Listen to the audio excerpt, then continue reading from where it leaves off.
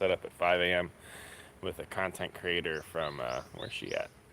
I don't know, somewhere in the US. But we're gonna go for a jog, so come along, friends. Let me flip my camera. So y'all, how do I flip my camera? I feel like an old person. Ta-da. Alright. Let's get to work. Yeah, I woke up at about 3 this morning. 3:30? A little bit of shake. Should be good for y'all. Normally I wear a GoPro, but today things are different. So let me try this perspective.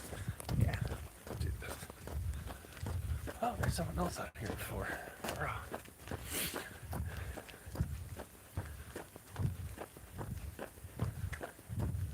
So, we're gonna be at it for a while. I think I'll do maybe just 2 miles today, 2 or 3. My left shoe is too tight, which is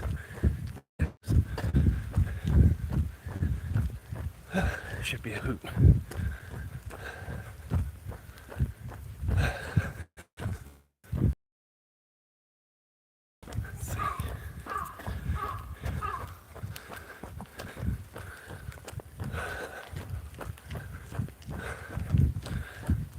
But it's been crazy. Yeah. Yo! I'm teaching my fish to swim. That's incredible, friend. What's your training protocol? I'm assuming you're using immersion. Or you, I'm like imagining certain athletes that'll train for different conditions. Like NFL athletes will like sit in like a barometric chamber at a higher altitude to work on their breathing and their performance with less oxygen.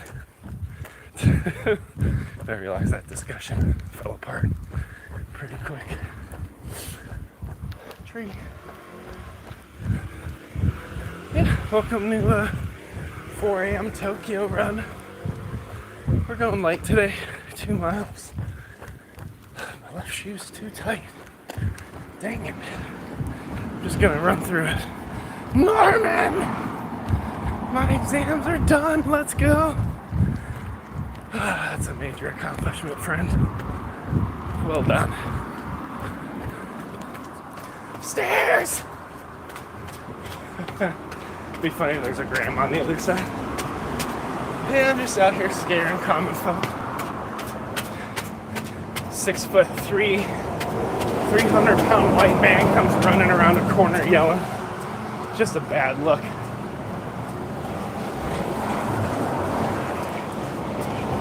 It's my favorite spot, man. The symmetry, beautiful. Absolutely beautiful. Let's get to work.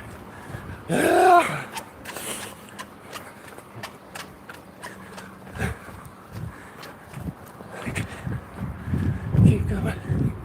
Just keep swimming. Just keep swimming. Little by little. Now my goal today is to take you to a gorgeous river. It's my favorite river. Give you a little bit of chill time by the water to rest and reflect. Get your head right. And then a mile run back. Nice and easy. Hey Norman, if you're still here. In the United Kingdom, y'all are on different units, right? Kilometers, not miles. Kilograms, not pounds, right? Are you using slugs? I don't know where the heck slugs came from. It's wild. The whole thing is wild.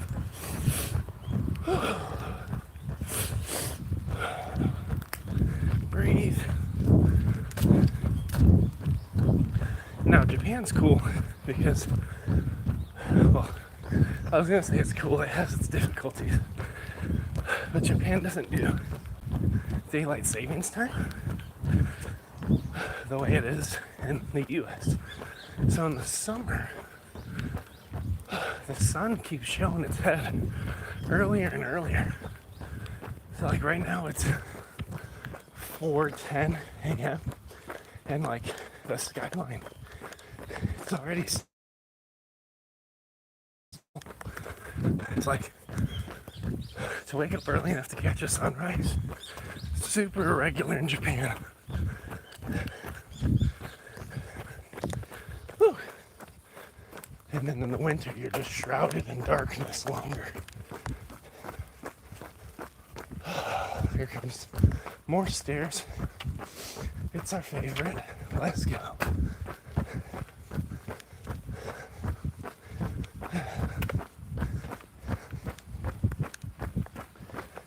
Funny, I have a gimbal. I'm curious if I ran with a gimbal, if it would stabilize well. I don't know if it works well for running. Maybe I should try it one day. But I'm finding that going live on shorts, I get a lot more engagement than on a traditional YouTube live horizontally. So maybe that's a worthy adventure. Because I don't know how to stream first person with a camera or with a phone.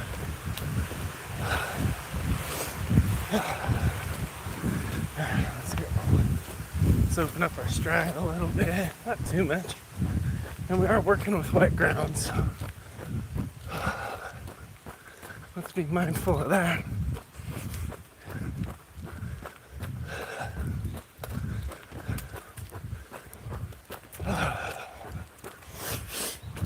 But life is pretty crazy. The inflation schedules are unraveling. We're not completing everything that we're trying to complete. Sticks! I didn't see the sticks. Is very dangerous. Almost took me out. They were using Harry Potter's invisibility cloak.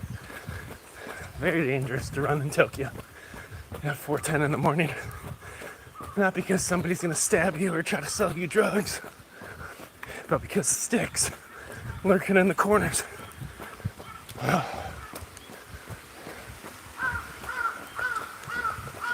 Bird! It's just me and the crows today.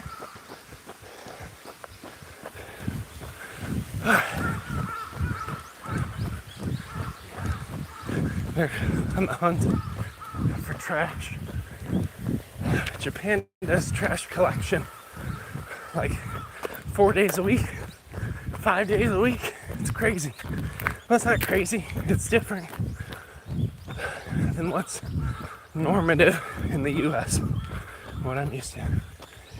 In the U.S., I'm used to having a giant dumpster kind of trash can for pretty much everything, and then a slightly less large dumpster-ish trash can that you put your paper, your bottles, your glass, your metal.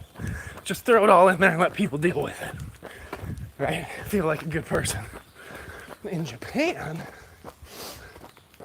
on Tuesdays, they have gomi, which is your burnable garbage.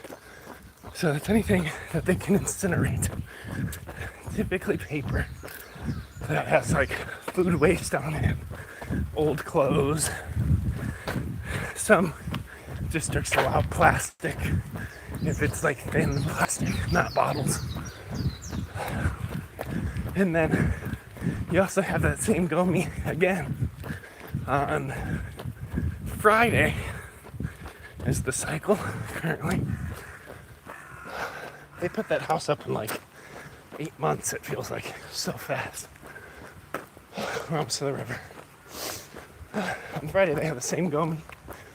Part of it is like, you gotta keep your trash inside your house. A lot of people don't live in apartments, so you gotta collect more regularly, because that's the stink, right?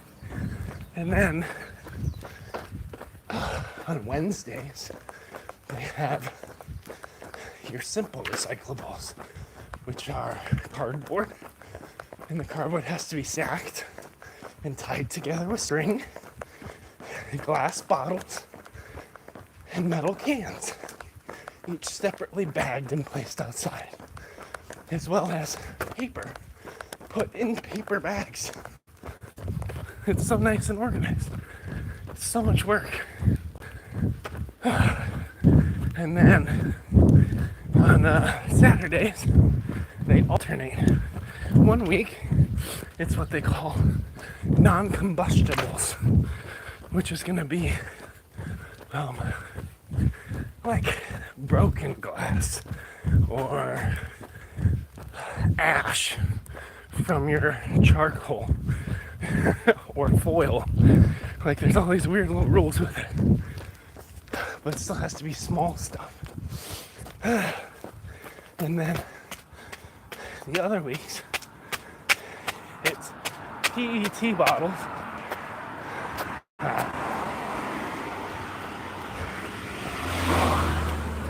Made it to the river.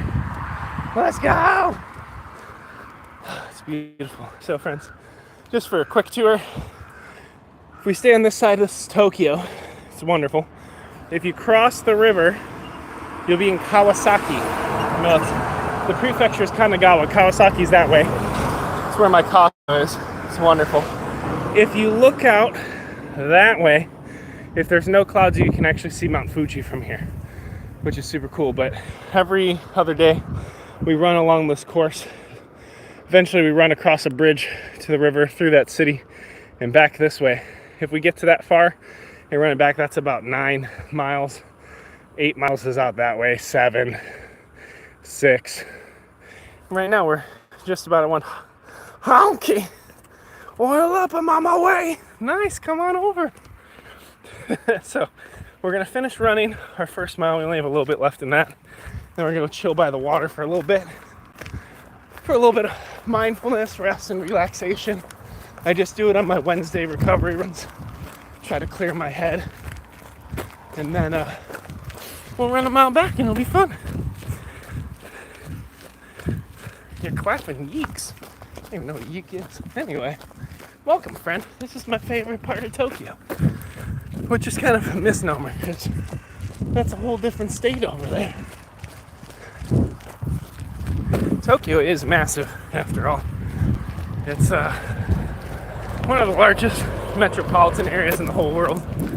Depending on whether you're counting population density or sheer amount of people, and where you measure Tokyo starting and ending, comes in between like first and fourth in comparison to like India, and I forgot what the other ones were.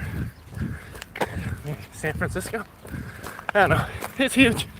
It's fun, but we're 1 mile in on a nice and easy recovery run. We're about 300 pounds, 6'3". So running don't come easy, but I like to stream my fitness journey, connect with people all over the world, help them along. So welcome to DadBod.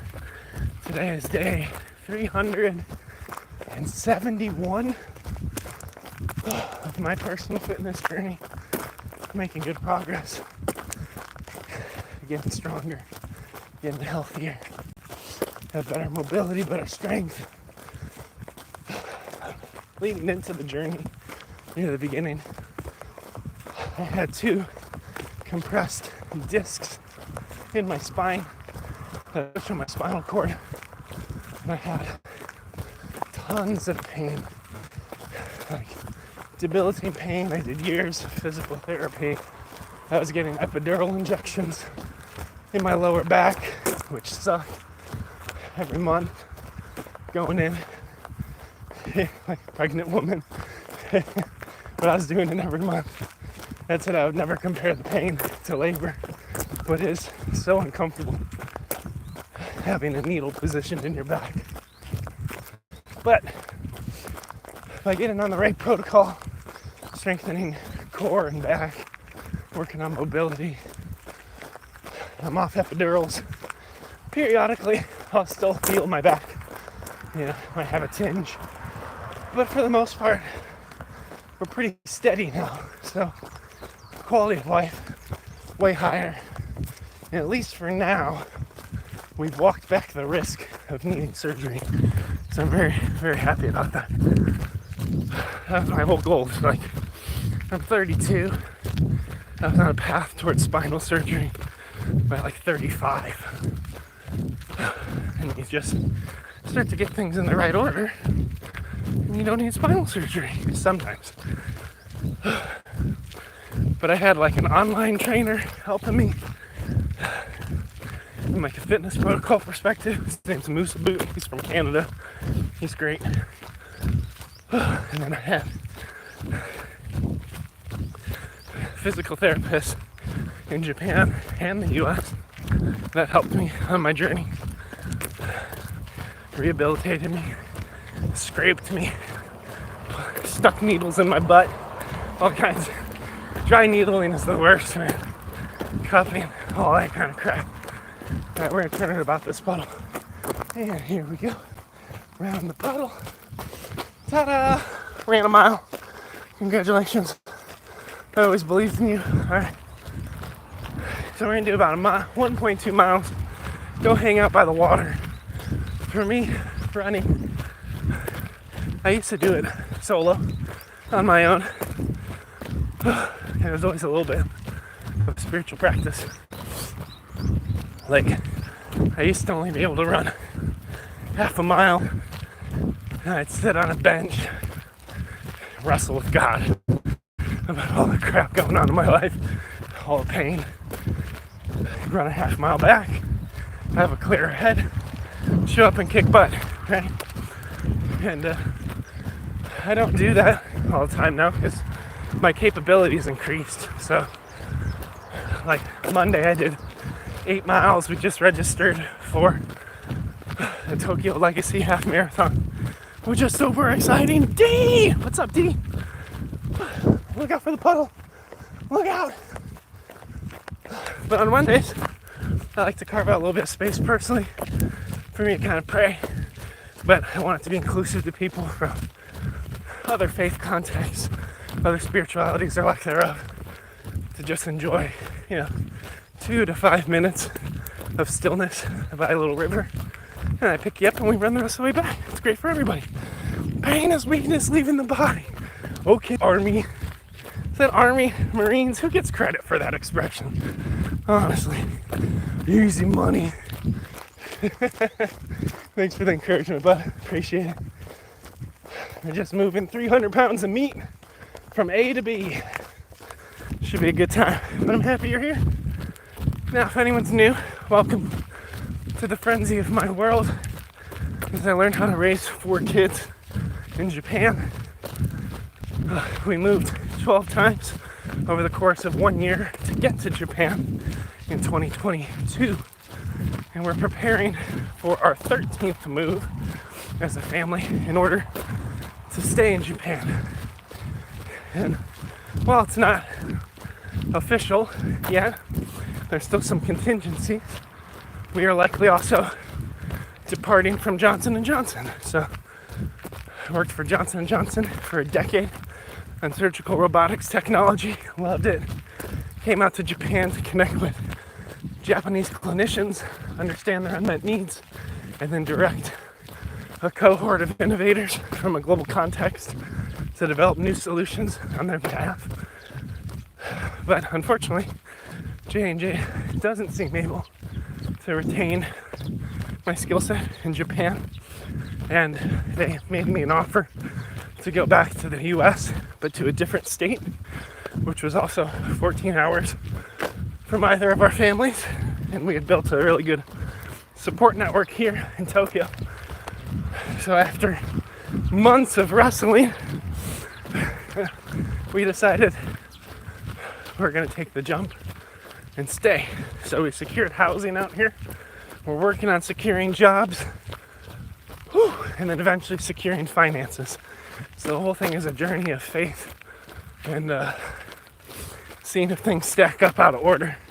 Normally, you have secure finances, you secure an alternate job, and then you get to choose where you want to be. We're doing the continuum backwards without leverage, which means we're also trying to figure out a path towards visa statusship on our own, which is also nuanced. Let's go. No, we're a little sore. But I'm running pretty good today. I think the form, give it a B plus, right? It's not perfect. Catching a sunrise over Kawasaki's a good time. Yo, what? There used to be a whole bunch of cranes over here, okay? And this giant temporary bridge so they could build that piece of concrete and that piece of concrete and that piece. And they just ripped it all up. So I guess the next stage of construction's later, but eventually they're gonna connect a road. It's a bridge from Tokyo to Kawasaki. This used to be my chill spot down here, but they kind of ruined the landscaping. So we're gonna see if we can get out this way. Are the houses cheaper there? It's complicated. People do more with less in Japan. What I mean by that is typically you fit a family in a smaller box than what you may be used to in like a US context. It's not right, it's just different.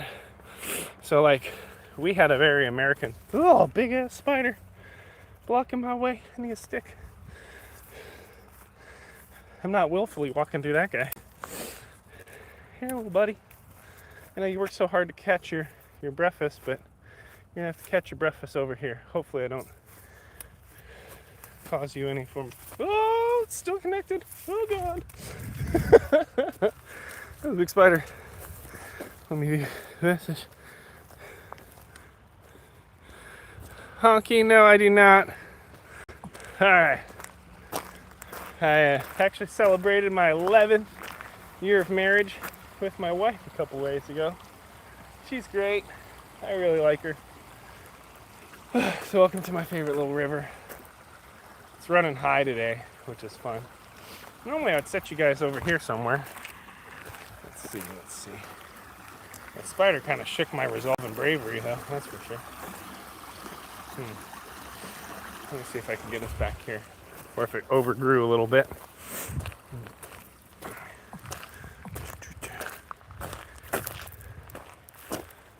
Thanks to the other moderator that handled Honky. It's too wet and too scary. I'm not going through there. It used to be cut low and nice, but now it's high and gross. No swimming? Nope, not swimming today. Alright, so here's what we're going to do. This is the closest I can get. There used to be a path to connect these little islands, and it's not. Who knew Japan wasn't disgusting? Japan's great. Japan's one of the cleanest cities in the world. Alright. So, friends, welcome. Thanks for hanging out. Anyone who's new here, anyone who's been here for a while. This is something special I do on Wednesdays, just with you, whoever you are. So as I was kind of sharing earlier, running does come from me from like a spiritual practice. So I used to run half a mile, and then I would sit on a bench and wrestle with God with all the crap going on in my life and pray, and then I'd run back. And I don't feel the need to project anyone into my current set of beliefs, but I like to create space for like inner faith, inner spirituality or lack thereof, to just have a little moment of mindfulness and reflection, because we live in such a swipey culture, right? So you're always bouncing from thing to thing and our heads get a little clouded. So what I'm going to do is give y'all 3 to 5 minutes to just enjoy some river, and then I'll pray, and then I'll pick you up, and then we'll go. I'm praying in my head. It depends on where you are, Honky. If you're in a metropolitan area, more people understand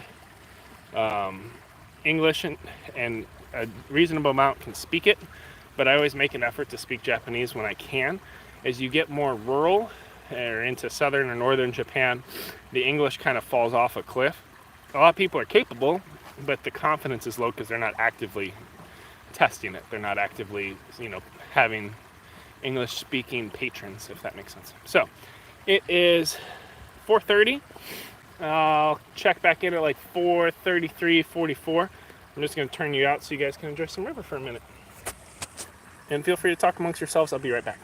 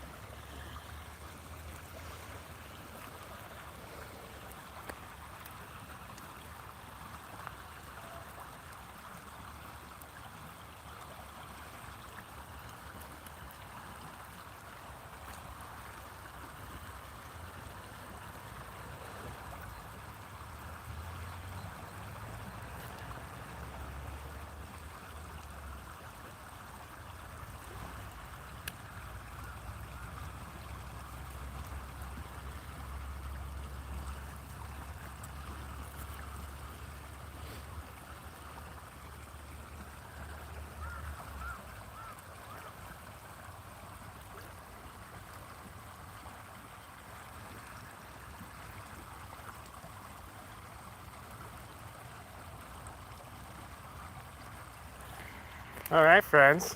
Here we go. Yo, we got one person hanging out.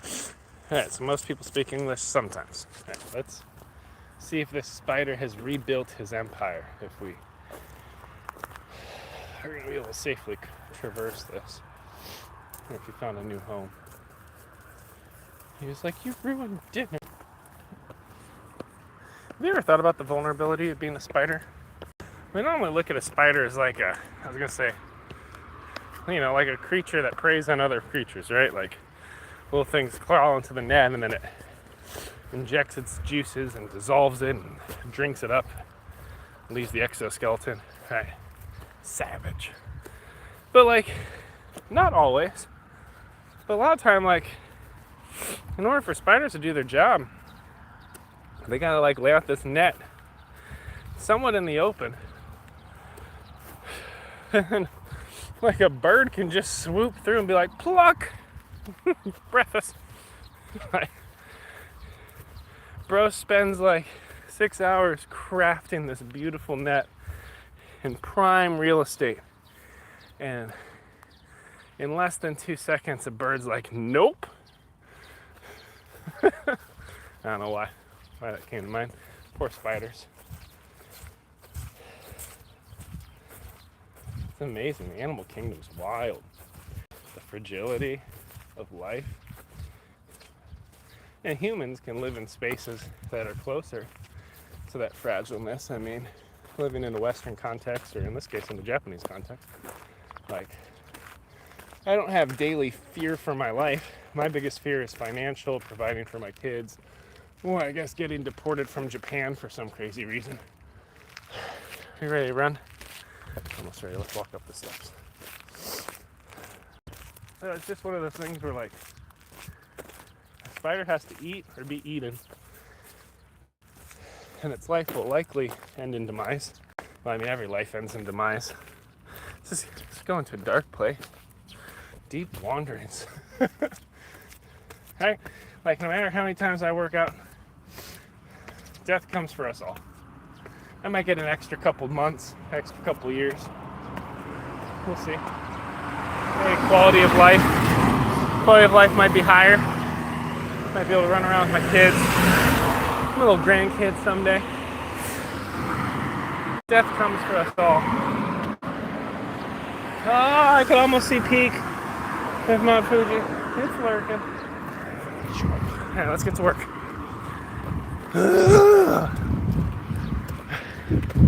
Okie dokie. Now we have 1.2 miles under our belt. Pretty good progress overall. Nice mellow run to start the day. We woke up at 3:30, somewhere around 3 and 3:30. I can't really remember anymore. Did our little bathroom break, got going, and then boom. We're like, if we can get out here and start by 4, we have just enough time to get a run in, get back home, and hop in a 5 a.m. Zoom. Now, I swing time zones, so while that might sound disgusting to you, like, my brain is sharper in the AM. It's the best time for me to connect and solve problems. I'm a zombie in the evenings. And honestly, for Japan, swinging the AM in Japan seems to work better if I want to connect across Pacific Standard, Eastern Standard, especially at the same time. Unfortunately, if I'm trying to do that, thanks for the like, friend, whoever liked the live. If I'm trying to do that and I have other Japanese partners, waking up at 4 or 5 a.m. feels ludicrous. Very, very hard for them. A lot of times, they would rather go late evening, but then that just breaks my brain. And for a while in my job, I was doing both.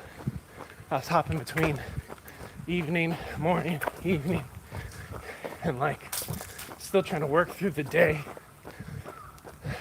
you do that long enough, it'll destroy you. I got bricked.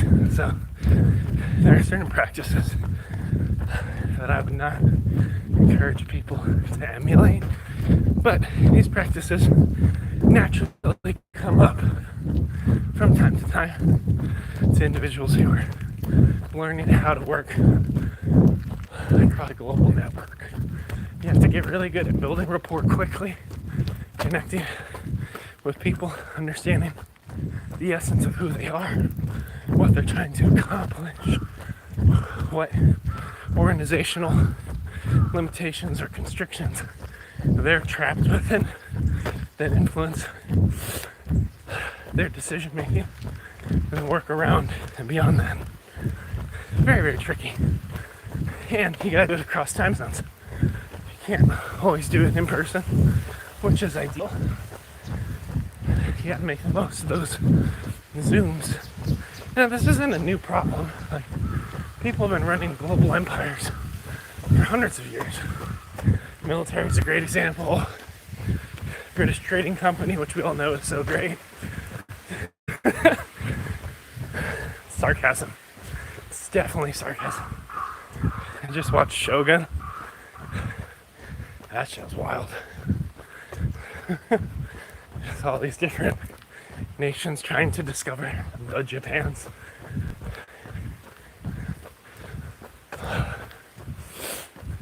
So,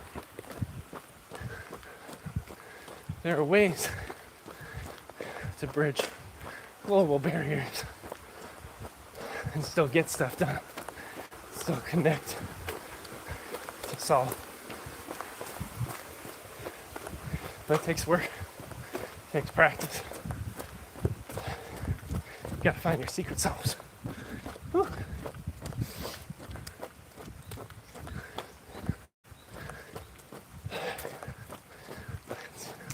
Rolling here. Making good progress.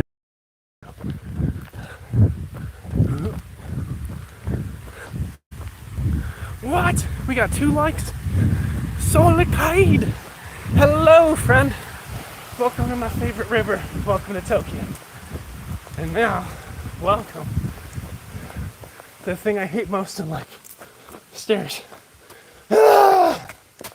You feel it the first 3. And then you slowly fall into the empty, dark void of your mind. In the words of my favorite video game character, Claptrap, I ascend. Frick. Oh God. Hey, that was fun. Oh, hello. Solicard. Wonderful name. What? We got 3 likes today? This is wild. Absolutely incredible. It's a lot of stairs. Now, we're still tracking well to finish this workout. But I would like to remind you of what success looks like. Today is Wednesday in Japan. For my US friends, that might be confusing. I do live in the future. So far, the future looks decent, besides stairs. And today is our recovery runs. So Monday, we do our long run. Monday we did 8 miles, which is like, I don't know, 13 kilometers. That sucked. And then Wednesday is our recovery run, where we just get some light mileage. Today's about 2.1, 2.2 miles with a little prayer, meditation in the middle. Fridays we do something just god awful called fartlek. It's interval training applied to long distance running. So in the beginning we used to walk a minute, and then jog a minute and just alternate for a given distance or a given time.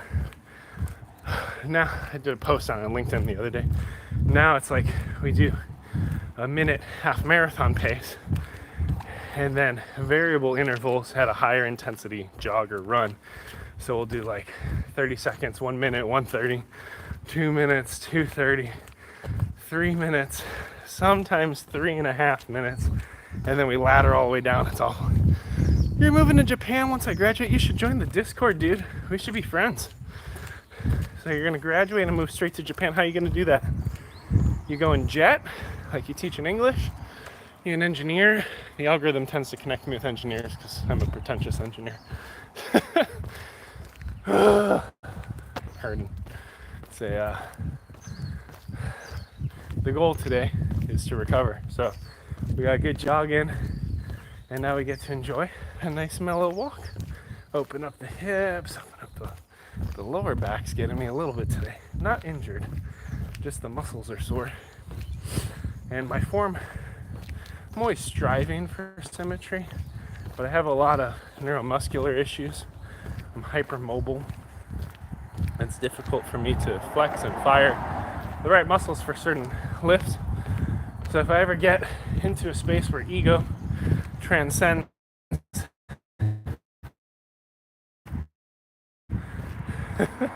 my super ego, we get in a bad space. That's a Freudian reference for all you. Basically, Freud had this theory. He's a psychologist, psychiatrist. I can never tell the two apart. I think psychiatrists can prescribe medication. I don't know if Freud ever prescribed medication. Anyway, thanks for the likes. Thanks for hanging out. Anyway, he had this theory about every person is governed by three beings. I don't know what you'd call it. Mental constraints. So, like, the first is just like your primal, serve yourself at all costs, do whatever you want. And that's called like the id. Id's like caveman brain. It is very tribal in nature. And it's just trying to conquer, rape, pillage, that whole kind of mess. You got your ego, which is, am I messing this up a little bit? Maybe it's the superego. The superego is like your governing voice, the angel on your shoulder. It's the devil. I don't know. I got a 5 on the AP test and I never looked back, so maybe I've forgotten some of these things. I realized how arrogant that was. AP tests only go up to 5. I did good. I was a good student. But I forget things I don't need. And like the superego is like your governing voice on your shoulder, like, hey, maybe we shouldn't rape and pillage everything. Like the voice of hesitation. And then your ego is somewhere in the middle, I think. Like it's the actual like decisioning frontal cortex that decides. Like it's always pulled in tension between the id and the superego. And then there's certain other philosophers. I forgot one was called, like, he was some German guy, I think. Maybe he's German, maybe he's not. But he talks about like the Übermensch or something, where it's like this idea of like, in order to transcend society, we must break every single rule, have no moral code, and just be greater than all others. Like full embrace of the id and violence, which is, in my opinion, just wild mindset. You know, but then you still have like the Machiavellian leadership arc of like, it's better to be feared than loved kind of thing, right? So those two mentalities are concurrent. And if you want to read how an Übermensch plays out, Dostoevsky, Crime and Punishment is, in my opinion, a masterful work. A lot of people hate the ending. Ooh, thorny. I love it. We had a huge debate in class. Dostoevsky also comes from a Christian context within Russia. So, very interesting read. Basically, there's this guy who resolves, based on Übermensch faulty logic, that he should go and kill a pawnbroker because for some reason he's decided the pawnbroker is evil enough in the way that they take advantage of other people that they're just not entitled to life or redemption, I think is the book. Y'all can correct me. Maybe I'm mixing that with another one I read in high school. But then the majority of the book is him just continuing to, in a self-absorbed manner, justify his acts of violence to himself and elude authorities and continue to get away with just doing an awful deed. But then in the very last chapter, his character doesn't necessarily change. Still a messed up person who did a terrible thing, but there's this layer of grace and redemption he receives. And it's kind of like the arc of Christianity of no matter how terrible you are, no matter what you've done, the blood of Christ covers all. That's the undertone of it, which is really interesting. And I remember in high school, there was this massive debate in the class on whether or not there could be grace, because the whole book you just hate this guy, and at the end you still hate this guy. And then we kind of landed at well, no one's really in a position to judge this guy except God, if there is a God. It's really not our call. We feel the need to project our judgment, but we're not the judge and the jury. It's really weird. It's a really interesting book. I would give it 10 stars. I think it's very well written. But friends, thanks for hanging out on another recovery run. It's been great chatting with you, motivating myself. Tomorrow we have Gym Crush, if I motivate myself to wake up early, I think, where I basically will listen to a entrepreneurial podcast and lift weights and chat with community for confidence. So feel free to drop by for that. And there's tons of videos and other content you can watch as well. But see you on the next one, friends. Later.